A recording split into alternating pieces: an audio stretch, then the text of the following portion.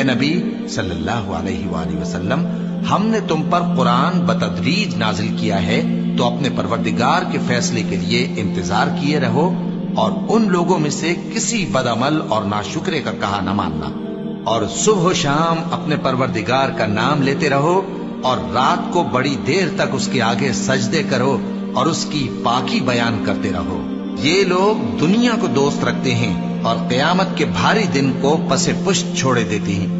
ہم نے ان کو پیدا کیا اور ان کے جوڑ جوڑ کو مضبوط بنایا، اور اگر ہم چاہیں تو ان کے بدلے انہی کی طرح اور لوگ لے آئیں۔ یہ قرآن تو نصیحت ہے، جو چاہے اپنے پروردگار کی طرف پہنچنے کا راستہ اختیار کر لے، اور تم کچھ بھی نہیں چاہ سکتے مگر جو اللہ کو منظور ہو۔ بے شک اللہ جاننے والا ہے، حکمت والا ہے۔ وہ جس کو چاہتا ہے اپنی رحمت میں داخل کر لیتا ہے، اور ظالموں کے لیے اس نے دکھ دینے والا عذاب تیار کر رکھا ہے۔